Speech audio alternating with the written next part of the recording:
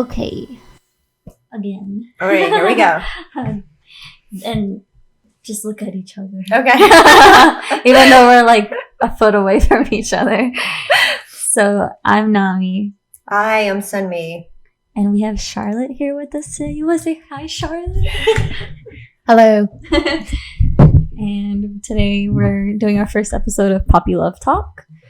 And we are just going to go over some of this content that books. Yeah, there's been so much stuff as we realize that we have a lot in common, and it's based on trauma. Yeah. And trauma responses. So what book, who wants to start first with what they read over this week? Where did my book go? This is your book. It's my book. Yeah, I don't know where. We all have a book. Here. Did you have a book? You had a Charlotte? book. You put it to the side. I was It's right there. this podcast. You also have the Body Keeps a Score over Yeah, there. I That's a have good lots of one for books. later. Actually, with this book, I started, and then I was like, got really, really hung up on the fact that there's just flashbacks. They're just all flashbacks. Yeah. Like once you've been traumatized, the next thing that happens is that when you open your mouth, kind of, or when you're experiencing flashbacks, Yeah. even though it's like a dream because you don't know it. Mm-hmm. And I just recognized, wow, my whole kind of existence has been moving from either, like, I was just talking to Charlotte about this, that like either I'm thinking like, hey, like I feel really scared of you, like you're like triggering me to feel really scared, but I'm going to make it really fun and nice because I'm so afraid of you. that I'm going to Walking make it on better. eggshells. No, I'm just going to make it better. Like you're going to think Comforting. I like you. Yeah. But actually, because I'm having like a flashback Mhm. and I'm not able to real time it and think like I don't have the normal like, hey, I'm actually like scared of you. Go away from me. Yeah, your body tries to like protect you. Well, do you ever like come across someone who's aggressive and like normal people would just like, why are normal people would be like, but most of the time Fight they or would flee. just walk away, or they would think like something's wrong with that person. And I found myself in situations where I've actually had those feelings, but instead I try to make the person comfortable. Isn't that called fawn? Flight, fight, freeze, flight, or fawn? It's one of the responses. Fawning. What is fawning? Fawning. So one of the responses that you can have to other people, like pleasing. I typically think of it as People pleasing. That's like when a it starts. huge. I think I have such a huge problem with that I have such anxiety. So in this book I started and I was like, wait, I don't know if any of my responses in life. I mean, I've been married 3 times, all to different varying levels of extreme abusive men. Yeah. And when I look back, I think like, oh, I knew this from the beginning. Like when I track it, but I'm so used to feeling uncomfortable around people that I try to make them feel better. Oh my gosh, there was a TikTok I watched that like went over this, and I just want to share it now. We're on the topic. Oh my gosh, so funny. Here we go. Hi, my name is Gracie and I'm in recovery for complex trauma. I just wanted to share some things with you about dating during recovery. Because trauma impacted your nervous system and kept you in such a hypervigilant state for so long, my nervous system will naturally be drawn to things that are inconsistent or that get me these highs and lows that I was typically used to.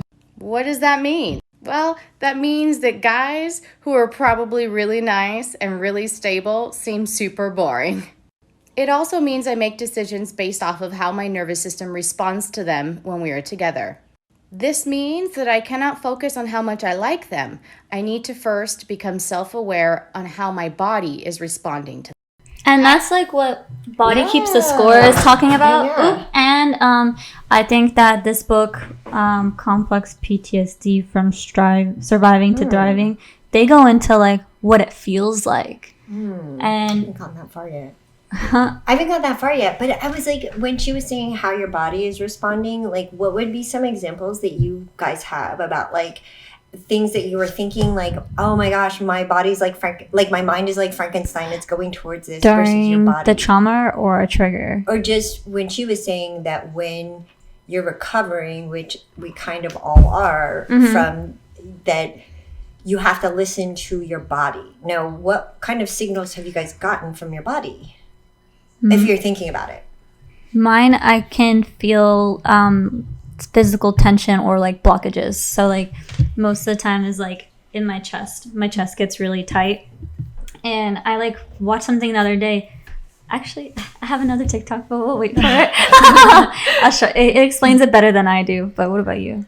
I think that's a good question because I think especially if you're someone that experiences dissociation, you can be very out of touch with your body. And I know that for myself, I didn't realize that that's what it was called until fairly recently. I had been dissociating for years and years.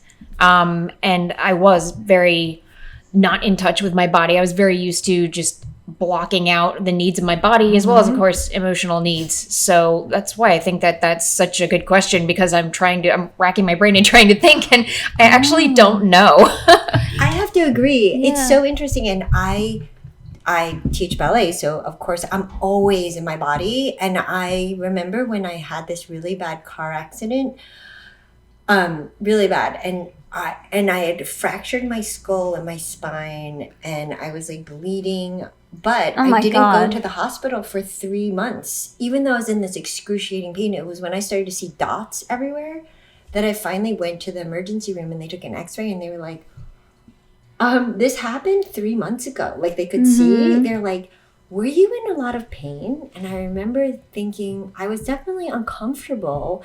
And they had me meet with a neuropsychiatrist because they were so confused as to how I would not be able to recognize the pain. And I kept going for 3 months. And I still am very out of touch with the responses from my body. And I guess like going back to flashbacks, something simple like going to the dentist, right? You're in like a pronated position and you feel very vulnerable.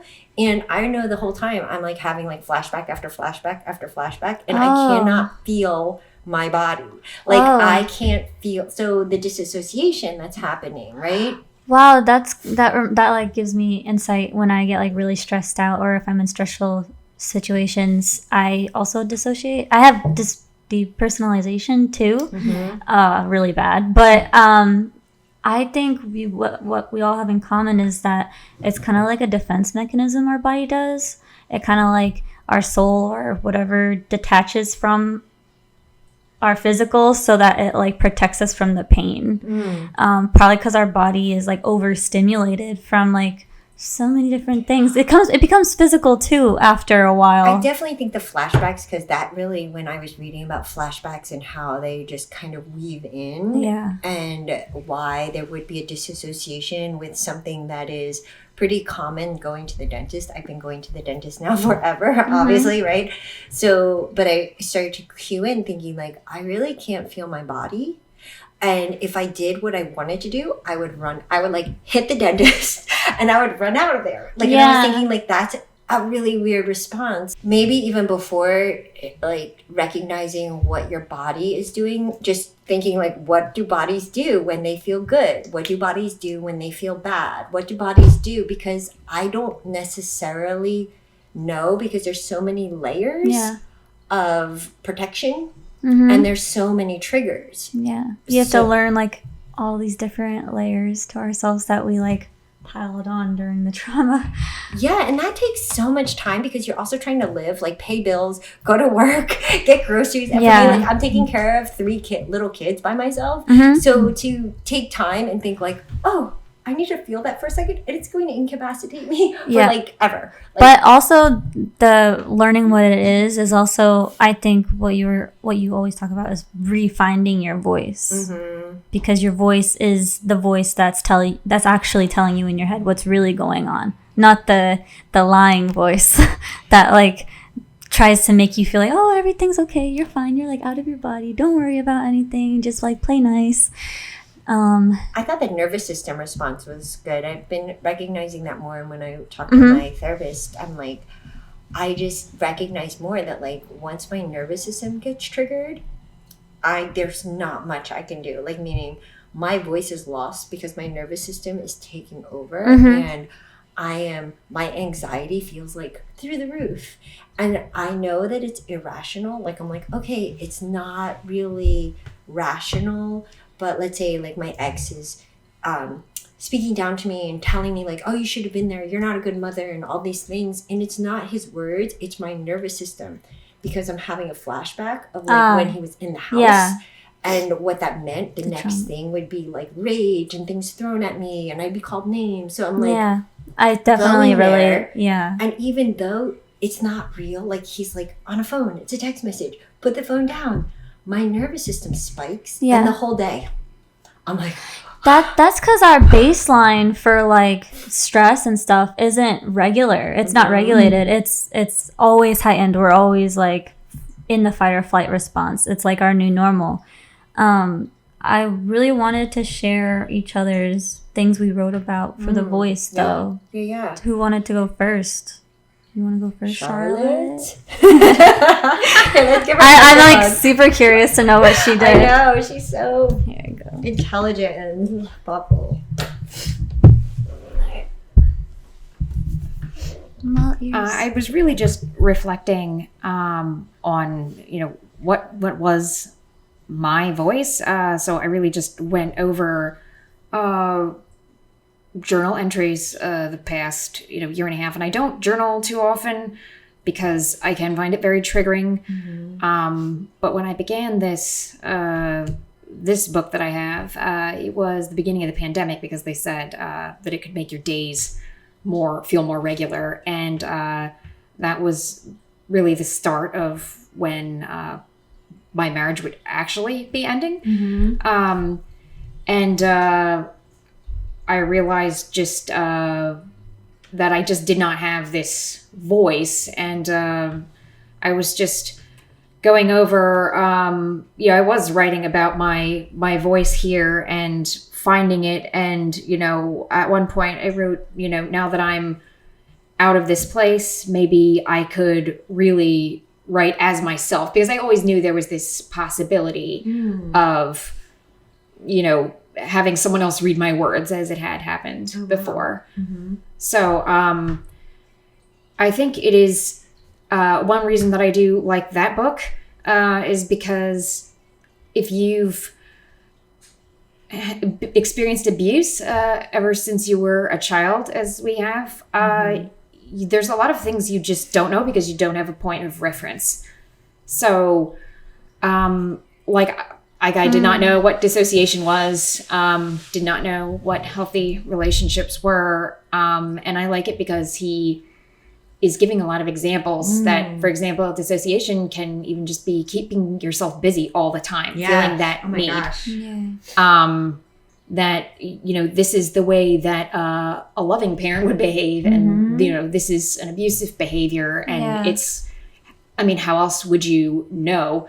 So I think it is really hard to know who you really are. So I certainly could share an excerpt from this, but that's really what I was meditating upon. And I feel that when you are truly in a position to recover from these experiences, it's like discovering pieces of yourself, like separating, what is actually me and what is just what are parts of me that were shaped by this abuse, this mistreatment. What do I want to be me? What do I want to keep? And I found that impossible before. And being in a position now to really recover, I think I am starting to find like my voice, myself. That makes sense.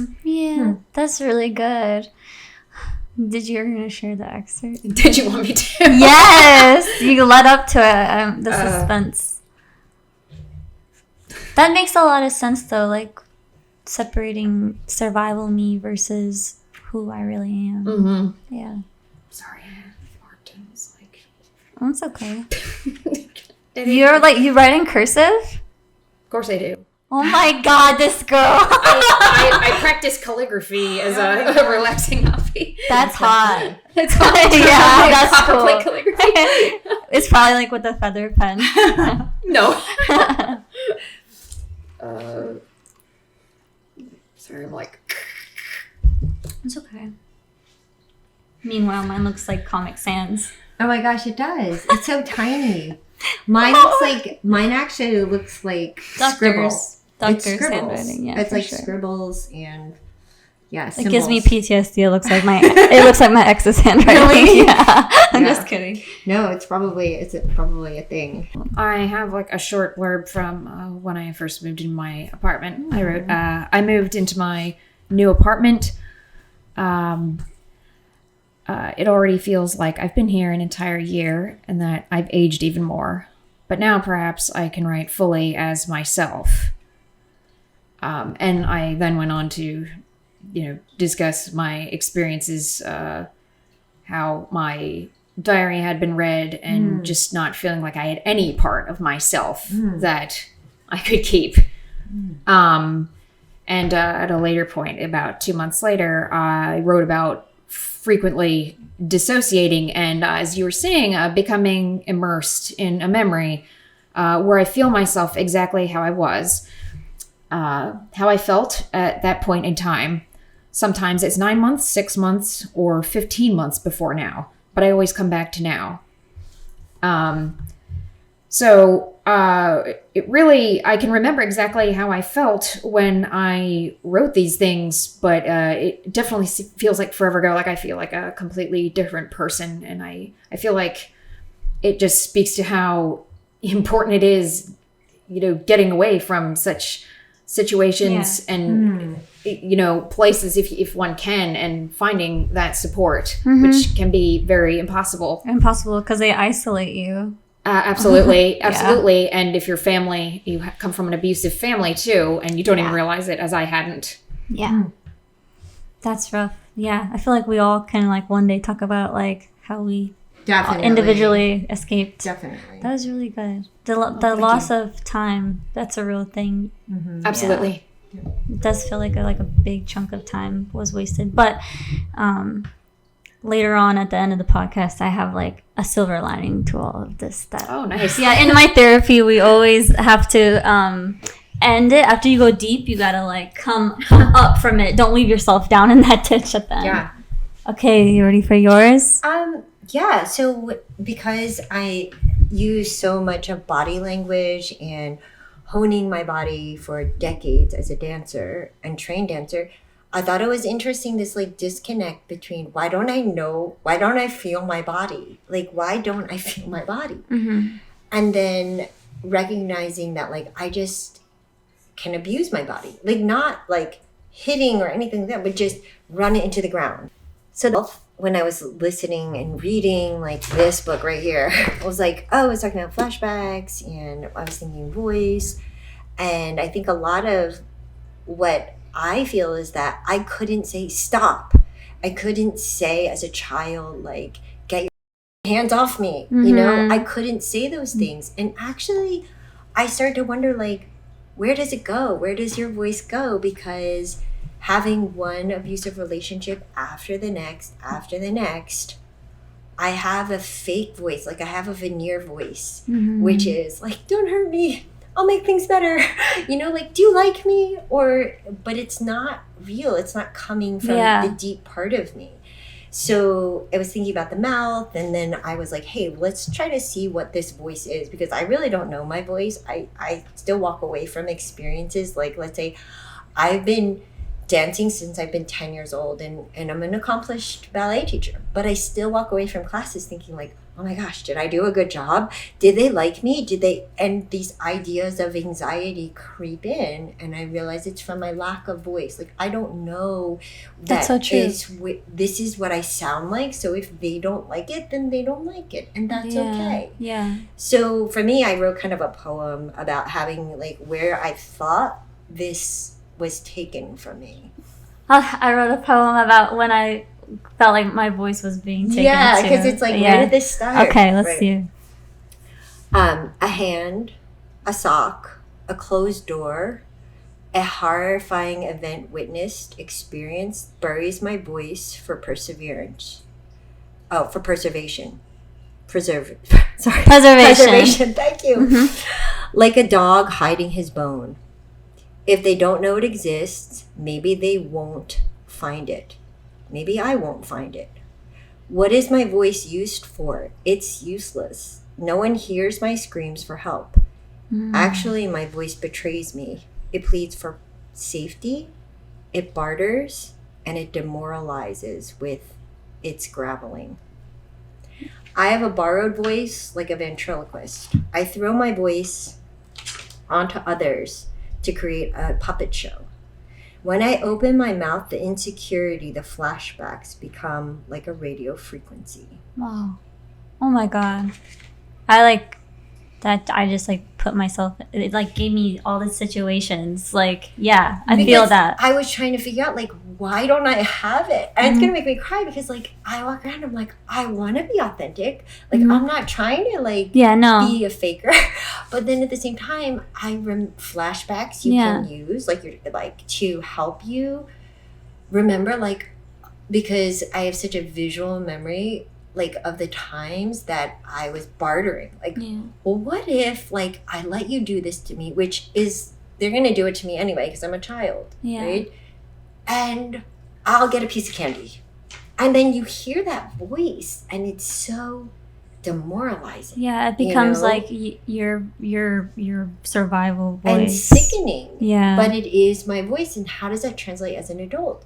If I feel endangered by somebody, I'm like, oh, well, what can we do to compromise? Yeah, people pleasing. Well, I will give you, what you want. You want to sleep with me. And let's see, I feel lonely. So you feel like these compromises are being made, but I recognize I lost my voice a really long time ago on multiple experiences as a child. Yeah. And so that's kind of, it's kind of, I think there's a lot of healing in feeling the pain. I know there's like a lot of like, you must feel to heal. And I don't necessarily think that without a group of people that understand and support you, anybody's going to want to feel after they've been abused horrifically as a child. The feeling thing, that's the TikTok I'll have. Okay. I'll show it right now while we're on topic, and then I'll do my little poem. Okay. This is how you feel your feelings. Okay, let's say you're enjoying your day, hanging with your new crush, everything's going well, you're vibing, and then out of nowhere, an unexpected feeling floods your body. You're all of a sudden filled with fear. Apparently, being really optimistic about your new sweetie triggers a feeling of fear and abandonment. If you can feel the feeling and let it pass through your body, then you're golden. If you can't, then disaster might strike. Okay, step 1, identify the feeling. What emotion is hijacking you? In this case, you're feeling fear and worry. Step 2, don't analyze it. Don't think about it. Don't start creating stories. Oftentimes when you feel a feeling, we start creating narratives around it, like, I don't deserve this love, or I'm totally going to mess this up, or this has always ended badly, or my heart is going to get crushed. When you do this, you're thinking your feelings. And the more you think about your feelings, the more your feelings are going to intensify. The longer you think your feelings, the easier it'll be to add more stories about why you should feel fearful and worried. So stop doing that. Step 3, take a deep breath and ask yourself where the feeling is coming from in your body. Literally, where do you physically feel it? Is it in your chest, in your tummy, in your throat? It could be anywhere. Now sink into that feeling. How does it energetically feel? There's a specific resonance in your body. What does that feel like? Your mind will want to analyze it and think about it. Stop yourself from doing that.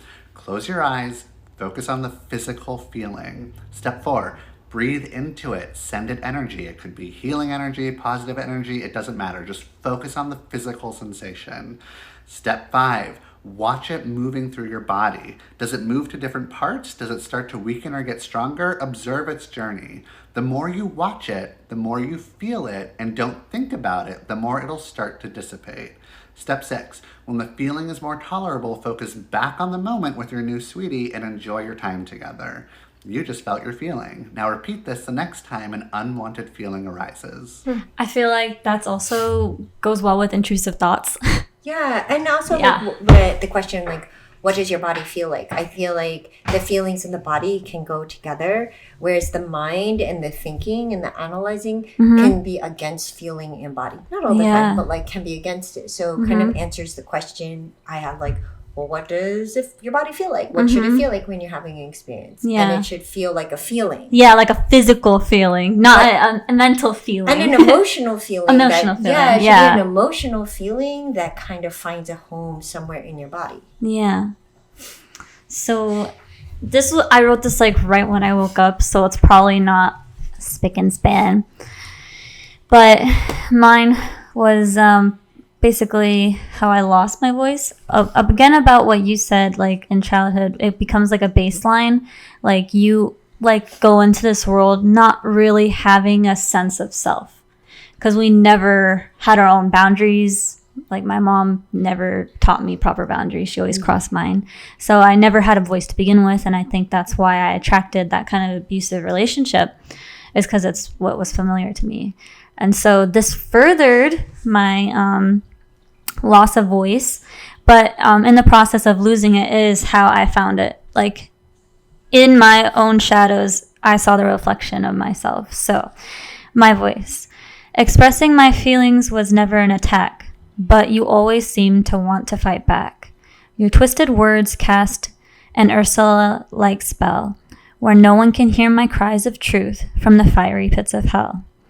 I'm mute and I look down at my own blood on my hands.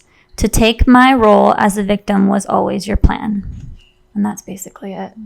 It was kind of what you were saying about how narcissists twist the narrative. Mm-hmm. And throughout that, I don't know, it's because I'm a Libra or something, but when something's unfair, I notice it. And when I started to see that he was like literally stealing my voice, stealing my narrative, my story, I had enough common sense to realize like something's not right with this. Mm-hmm. And that's when I started to think about what is my voice, who am I, and started separating myself from him and his abuse. Because even though I didn't have a voice, it's still there. Everyone still has it. It's that little gut feeling. It's that pit in your stomach. I'm just curious as to we're coming kind of to an end, but I'm curious, what would be like something positive you could say about your opinion, your voice, your feelings, something like that, like something that I guess for myself, I would say that I feel like a positive thing that grew out of all of this complex trauma was that I'm very empathetic. I have a lot of empathy for people, so I like that quality in myself, and so I kind of look at like that. Yeah, and that's how you can help people. You help people heal with their bodies in ballet, for sure. I feel like that's what do you think, Charlotte? Yes.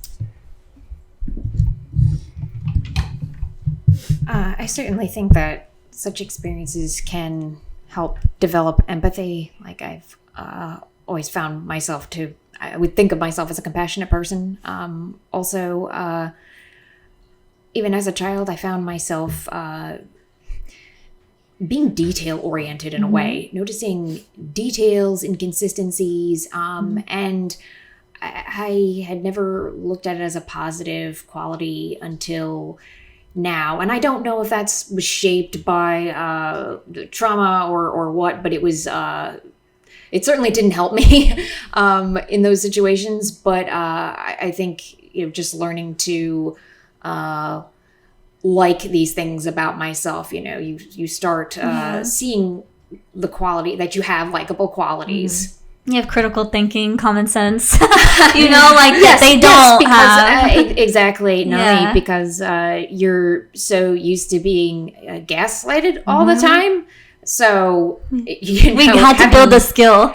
Yes, having your reality just questioned over and over and over again. So, you think that, I don't know what's actually real. I don't know if this situation my assessment is accurate. So. Yeah, you second guess yourself. Exactly. I think I wrote something too about the positive thingamajig. It was something I watched, but these are like the little points I made. Pain leaves you once it's done teaching you. So something I think like spiritually, universally is that like, it's going to sound pretty dark and controversial, but like we may or may not pick what we want to experience in life before we come here.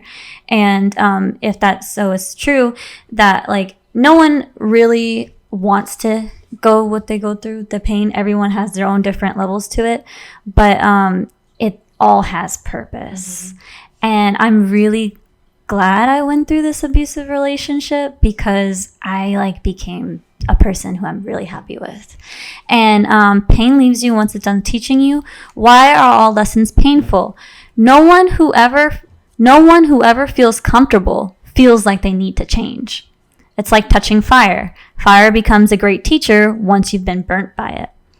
If you're going to ignore pain, it'll stay. But if you accept it for its purpose, it fades. And that's like part of my healing journey, is once I found like, wow, I would have never picked up a paintbrush if I wasn't trying to escape being around my abusive ex.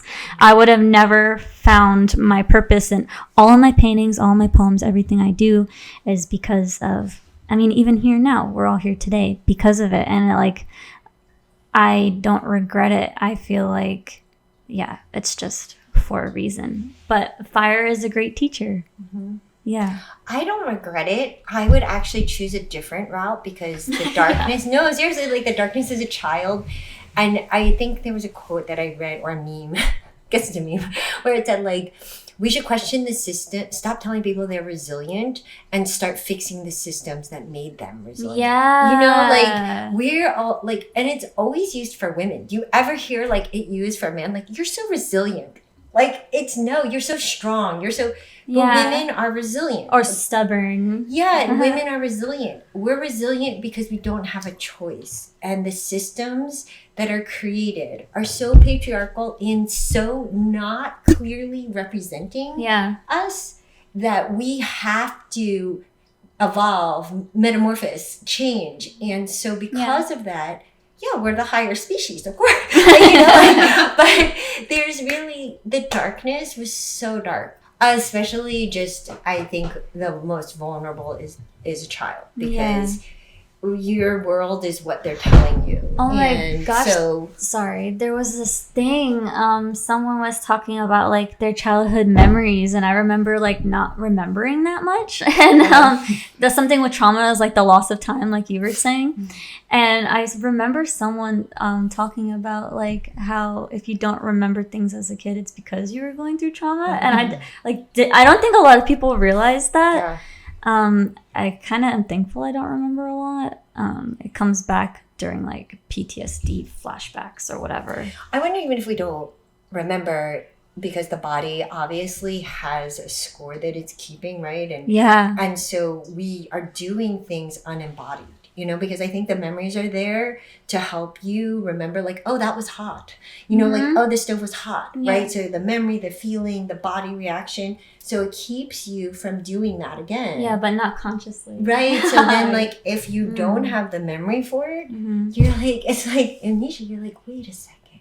And it's a ghost-like feeling. I constantly feel like there's like a ghost-like feeling around me, and possibly I chalk it up to a positive, like, oh, it's intuition.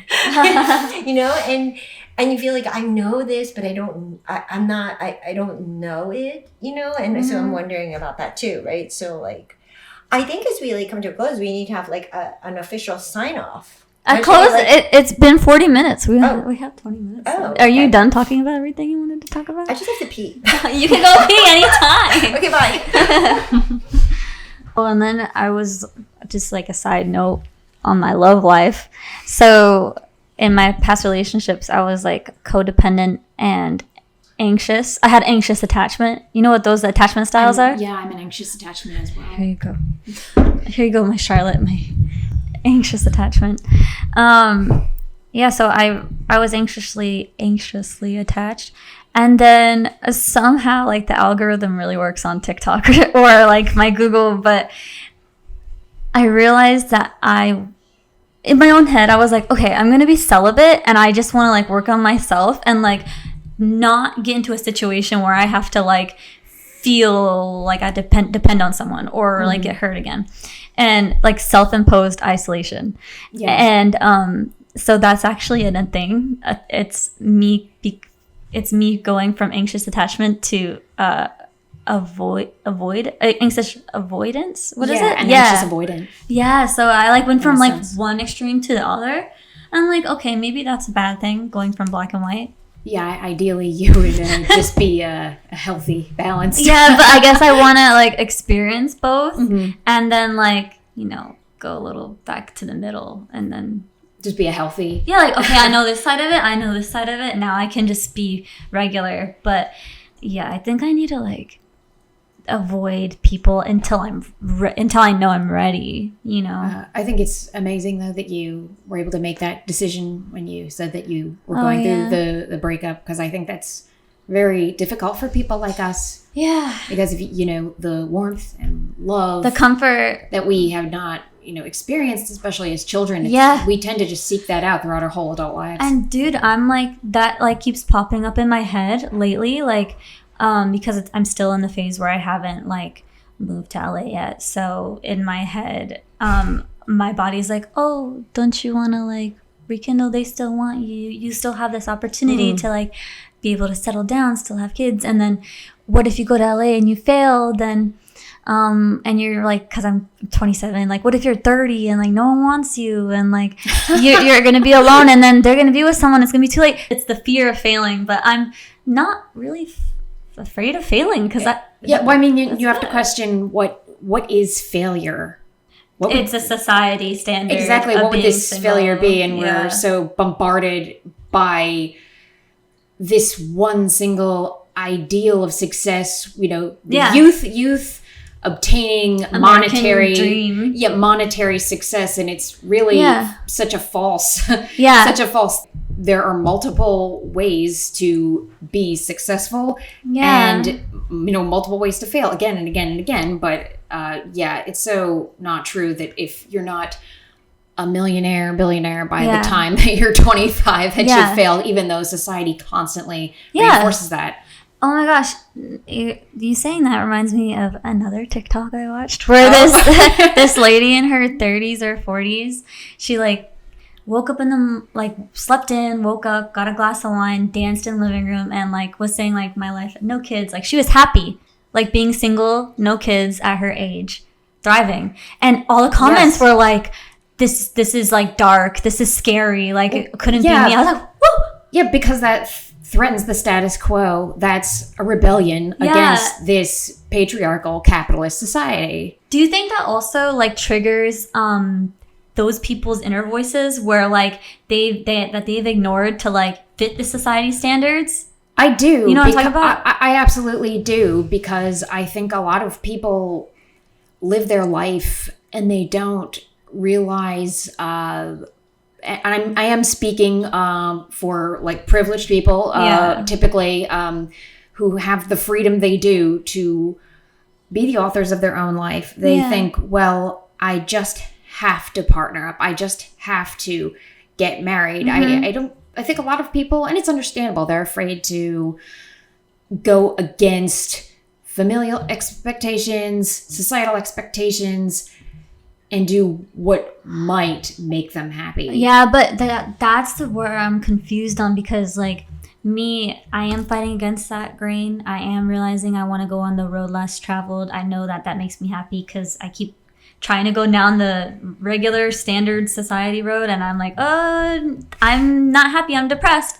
But why? What was my question? Hold up, calculating. Have to be the authors. Why do you think they're scared to do what makes them happy? Like, is it because of like validation from like the community? I think it's a lot more comforting in a lot of ways to have your story already written for you, in a sense. No, the ending. Well, yes. And of course, if you embrace a different style, a different way of living, there's risk with that. Yeah, but like, you know, movies when someone has a spoiler to a movie, it's not as good. So that's just my 2 cents. Sure, but if it's easier to, you know, fall into what I already might know than the unknown. Safe. Oh yeah, exactly. Even if this just might make me happier, and it is difficult sometimes to know what you yourself might really want out of life when you have especially women, I think, when you constantly have society, family, etc., telling you what to do, yelling at you, and your friends, and they're all doing the same thing. I want this, and then everybody else is doing this. Because I don't want to birth no babies. I don't think that no offense. I love Vienna, but I'm gonna have to really love somebody. Oh my goodness. I'm like, honestly, like, this is my problem is that I'm always, because of my PTSD, I'm always, I get dates always confused and times always confused. So I'm supposed to be scooping ice cream, speaking of children and women responsibilities right now. So I'm going to go. You guys can stay. The door just locks behind you. And you're good. I'm just going to take Vienna. So that way my time frame thing, like I have to write it down, but then I also have to check that I wrote down the correct time from the email. Okay. Does that make sense? Yeah. Kind of. So you just go enjoy yourself. Okay, because I have one more TikTok that I really want to talk about. I'll catch it on the podcast. Okay. Ice cream in this weather? I know. They're doing like some ice cream social, and I signed up to scoop the ice cream. So I'm the scooper. Yeah, like how you make us do in class with our like I was like, see, I didn't even know that. I was being triggered. Okay, but check out this TikTok. This is like the best TikTok I've ever seen. She speaks kind of fast, so if we need to watch it twice, we can. I watched it like 4 times to get comprehension. We're gonna pause that. Number 4 is to normalize being uncool enough to vet a man's past because men do patterns. Human behavior is the response to childhood trauma. We experience a disturbance in childhood that sets our behavior up for the rest of our lives to avoid the same discomfort. We repeat the same patterns in different disguises until we learn from them. Men have privilege that enables them to work through their trauma in relationships with little to no accountability for the collateral destruction caused. Which means unless you can vet that somebody has spent time outside of a relationship working on themselves, you can be pretty sure that they've moved from relationship to relationship, capitalizing off the emotional labor of one girlfriend to the next. To save myself time and tears, I've learned to shamelessly ask questions about past relationships and past behaviors and current perception of past events. In my experience, the more defensive someone gets, the more you should worry. It's a fact that we cannot heal our core wounds through validation from another person, but we can escape the pain of our core wounds through validation from another person. So long as validation and escapism are the objective of a relationship, you won't share true intimacy with someone. They will see you as a means of validation and escape from their pain, and they will not see you as the person you are. Getting to know yourself well enough to know exactly where your boundaries are is lifelong work for someone who finds themselves in relationship dynamics like I do. My role in these relationships is a response to my own core wound. So the most important part of protecting myself is inviting my pain in and sitting with it and asking it what it wants me to learn from it, rather than moving through the same pattern and expecting a different result. That was so good, right? I think that's very self-aware. Yeah. And like, this is like something like I just learned. And you know what's funny? She was talking about like 2 different sides, like saying that like one person is giving the emotional labor and one person is taking it or jumping from relationship to relationship. I feel like I've honestly done both. Like I feel like even in my abusive relationships, like I'm not like 100% the victim. I feel like I also have done to some be fair, toxic things. It can be both ways. Yeah. It can be man or a woman doing it. Like reactive abuse or something like that. I don't know. Yes, exactly. Yeah. It's like we are always responding to these shadows of the past. It's like inside we're just still those little children until we get therapy. We work really hard to change it. Yeah. Inner child work. Do you do it? Exactly. I've done EMDR therapy before. What's that? That is for PTSD. It's quite intense. My therapist never told me about this. I know it's not recommended for everyone, and it tends to be more effective for single events like a car accident or something. For complex PTSD, I can't exactly say how. He has me on CBT for my panic and anxiety from it. Which also, I know, is very helpful. I think it was somewhat helpful. I found it very triggering at times, but it could be something to look into. Or ask about. Yeah. Damn. What else are we talking about? Which Vanderkolk had mentioned on the podcast. Oh, I didn't even get a chance to listen to, but I want to hear what you got from it then. Yeah, it's okay. I did write some notes. I'm still gonna listen to it eventually. Yeah, I thought it was really good. Yeah, it was only like an hour anyway. Yes, it was. I listened to it while I was folding laundry. That Marie Kondo style. Yes, actually, sort of. Yeah, I don't want to spoil it for you. No, I'm not. It's okay. Some of the most interesting points for me, if you want me to share them now, he was the context he was speaking to was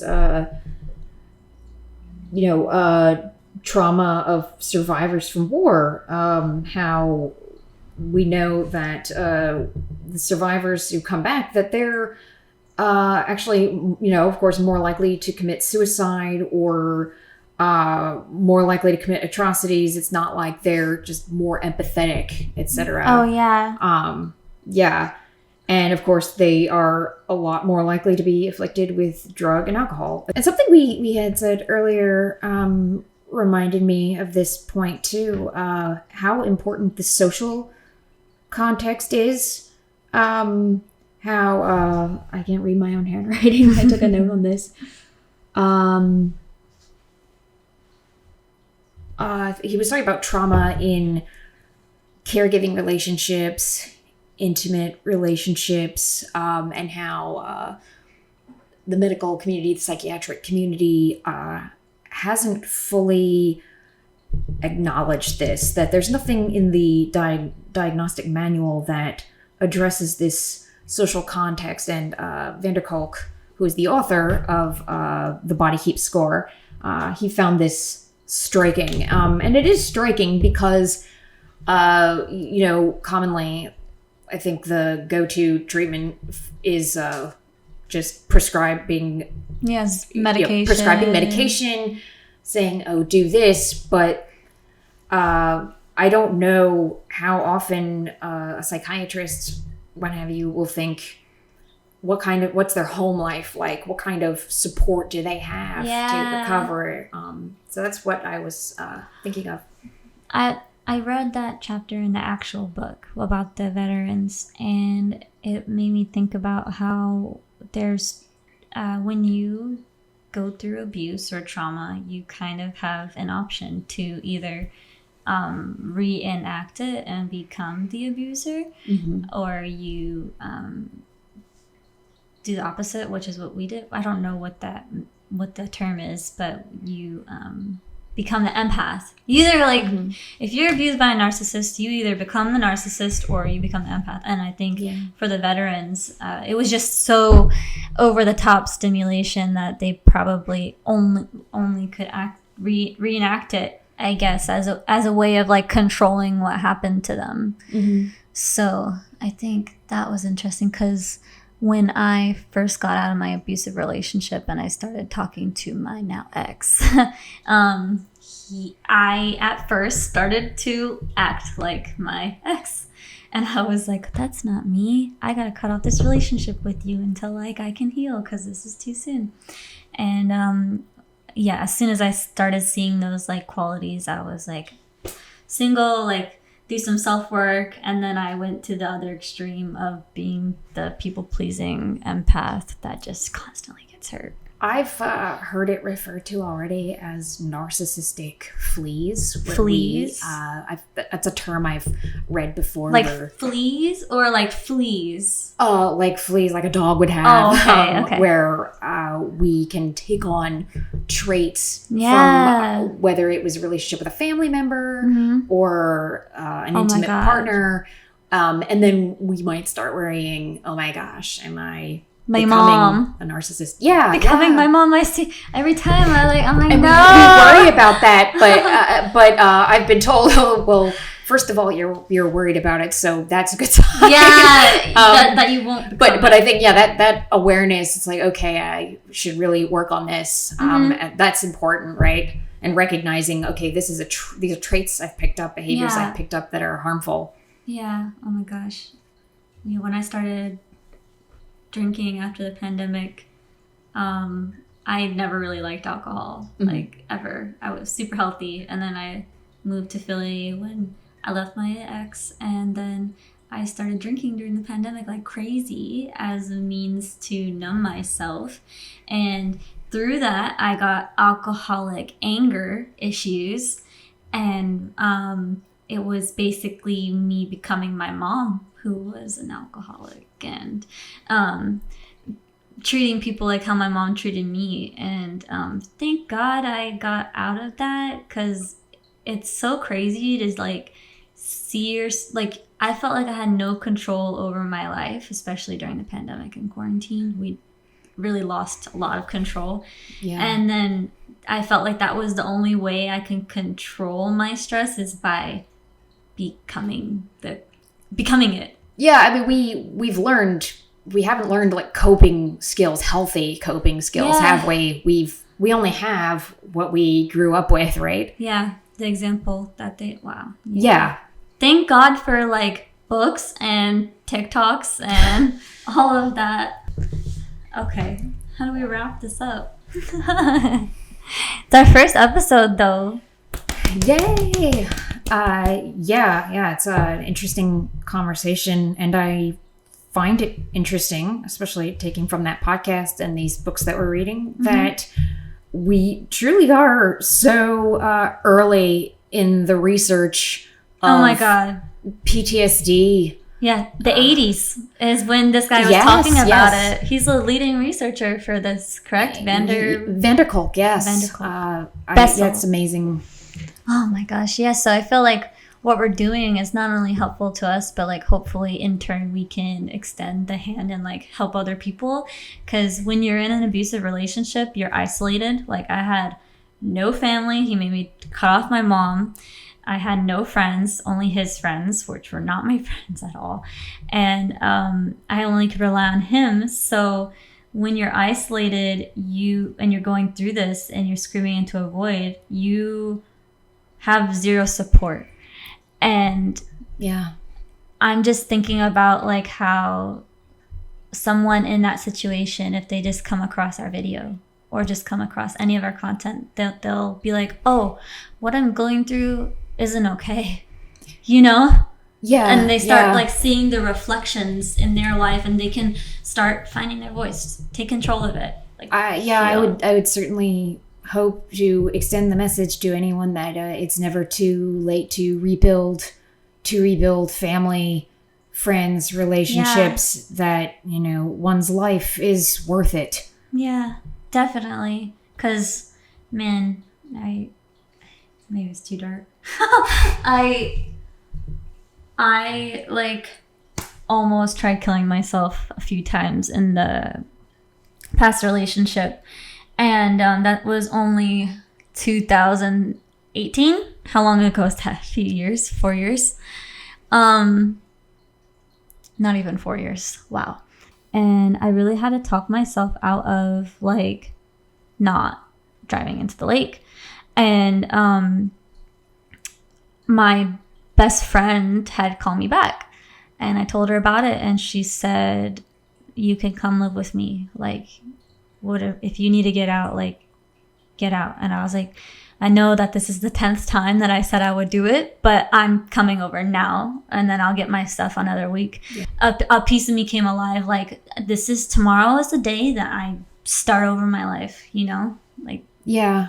And it's really sad, you know, that we have to have such terrible moments like that to realize sometimes that we have to get out, because I'm sure there were so many other moments that you experienced that maybe looking back, you probably think, oh my gosh, that wasn't okay. Yeah. That was terrible, you know, but having, you know, grown up in an abusive environment, it's like you know, any other person who had grown up in a healthy environment, they would have been long gone, right? I know. And we saw, I made a poem. I said, like, we paint red flags white and wonder why we lost a battle that we already surrendered. So finally, just us stating the red flags and us stating things. Hopefully someone that is in that kind of situation knows that even though they have no one, that they could do it. They could leave. They could change their life. And their life is worth it. Like you said, that's the most important thing. On that note, that is our ending statement. You are worth it. For sure. Is that how we just end it? Do we just say bye? Thanks for joining us. Thanks for joining our first episode of Poppy Talk. If you liked it, please like, comment, and subscribe. Cringe. Or just let us know what you'd like us to talk about in the next one. Or if you have any recommendations for podcasts, books, TED Talks, etc. for us to talk about or share our experiences, I think that would be fun. Or define fun, but fun. Helpful.